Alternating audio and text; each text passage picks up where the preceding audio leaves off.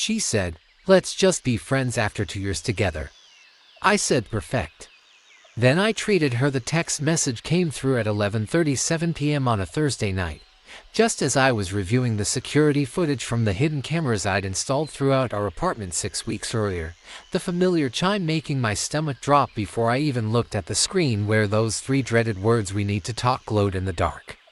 of our bedroom, followed by the even more devastating, "I think we're better off as friends and this relationship isn't working for me anymore," with those typing bubbles appearing and disappearing several times before her final gut punch. "I hope we can still be in each other's lives" landed on my screen, prompting my fingers to move with deliberate precision as I typed my simple response, "Perfect." Understood, with no questions, no begging, no attempt to change her mind, just cold calculated acceptance, because what she didn't know was that I'd been preparing for this exact moment since that rainy afternoon 3 months ago when I'd come home early from work to find her wearing a diamond tennis bracelet I'd never seen before. The one she'd casually dismissed as just costume jewelry from Claire's when I'd asked about it over dinner, but the Cartier receipt I found tucked in her wallet the next day told a completely different story, sparking my quiet investigation that started with a GPS tracker slipped into the lining of her purse and escalated to a keystroke logger installed on her laptop and a second phone covertly synced to her cloud account, gathering overwhelming evidence of her lies through suspicious late-night texts to a contact saved as Mom. Her mother had been dead for 5 years. Sudden weekend trips to visit her sick aunt who actually lived in Florida, not the luxury hotel downtown where she'd really been staying, and unexplained charges at high-end restaurants and boutique hotels across the city. That all came to a head 2 weeks before that fateful text when I followed her to an intimate Italian bistro and watched through the window as she kissed none other than my own father, the man who walked out on our family when I was 12 only to reappear in my life last year, claiming he wanted to make amends, with the 4K video footage from that night being crystal clear, just like the audio recording I captured when I confronted my father in his office the next morning, where his smug confession about their 8-month affair was preserved in perfect digital clarity by the recorder hidden in my jacket pocket, as he bragged about how she always wanted a real man and how he'd finally shown her what that meant. So when she came home the day after sending that breakup text expecting tears and desperate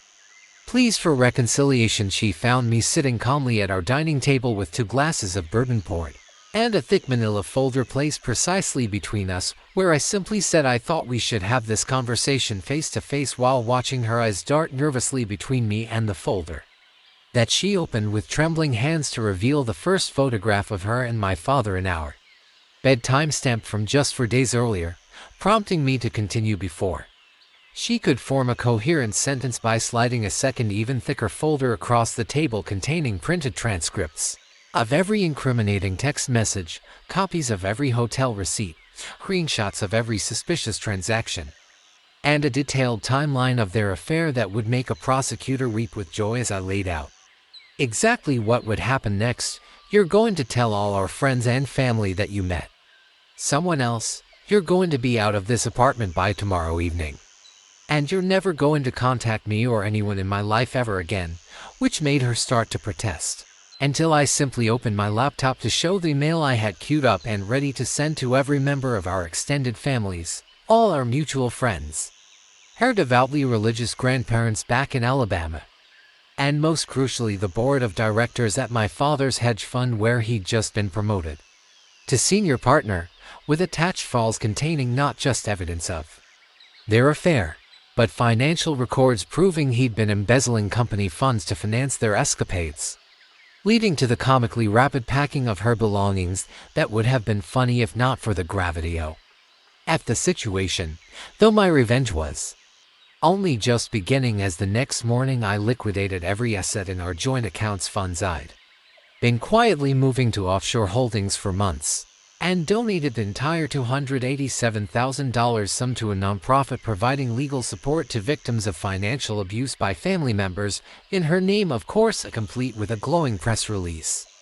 sent to every major media outlet praising her extraordinary generosity and commitment to justice. And when she called me screaming about public humiliation, I reminded her with icy calm that we were just friends now, and friends support each other's philanthropic endeavors. While I simultaneously began selectively leaking portions of my father's confession to key family members, ensuring the information spread through our social circles like wildfire until the real masterpiece 3 weeks later, when I arranged to accidentally bump into my father's third wife, a woman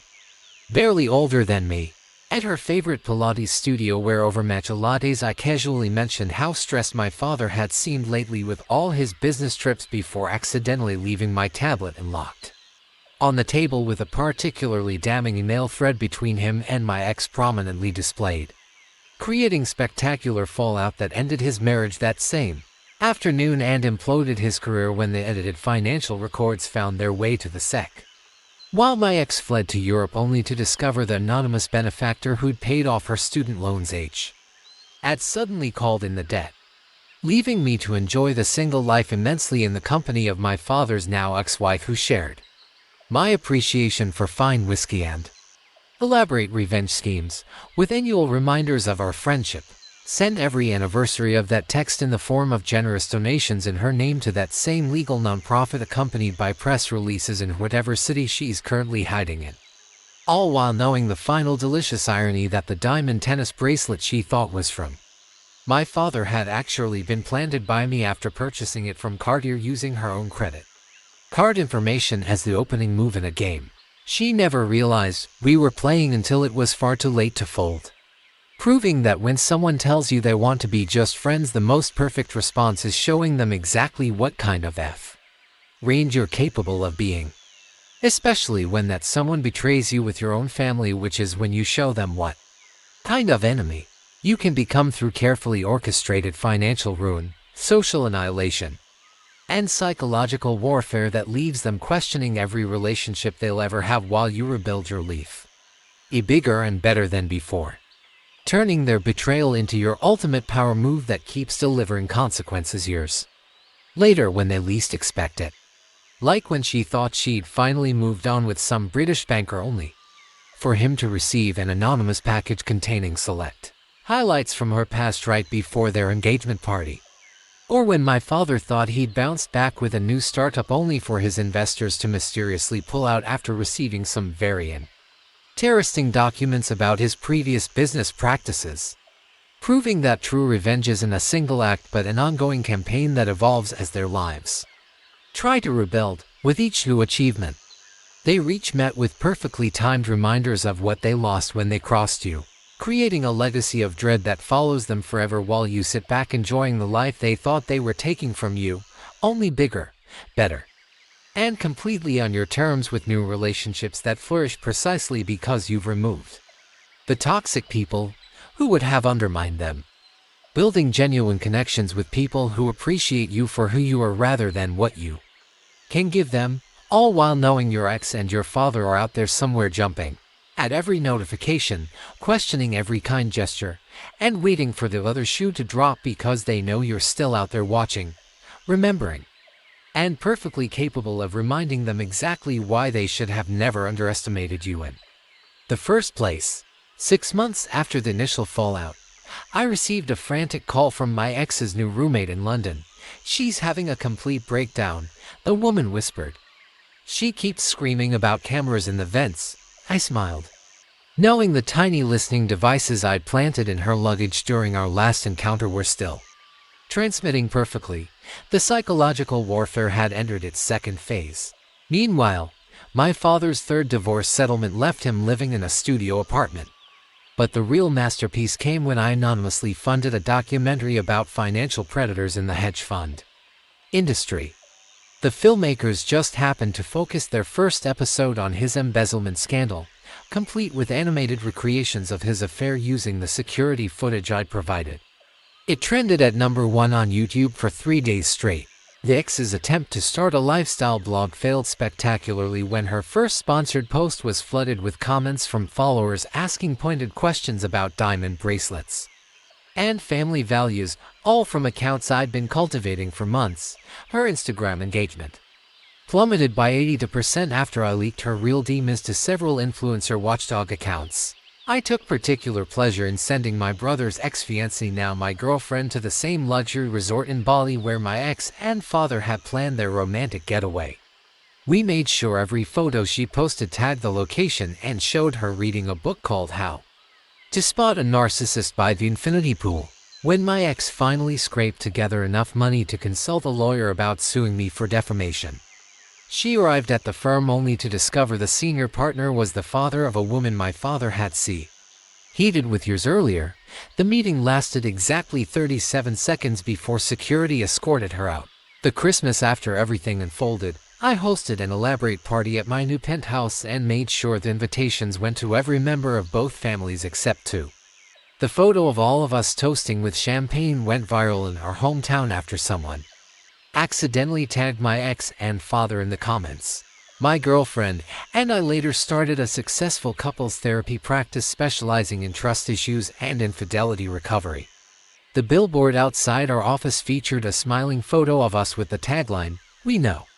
Betrayal, let us help you heal." The phone hasn't stopped ringing since it went up. A year to the day after the breakup text, I received a handwritten letter from my ex begging for closure. I responded with a 47-page itemized list of every lie she'd told during our relationship,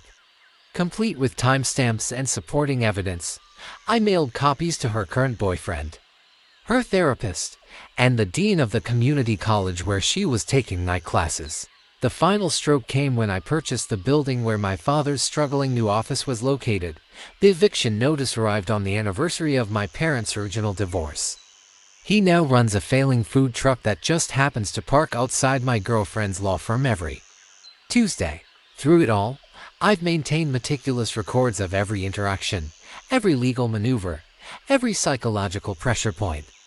Because true revenge isn't about anger, it's about patience, precision, and the quiet satisfaction of watching karma delivered exactly on your terms.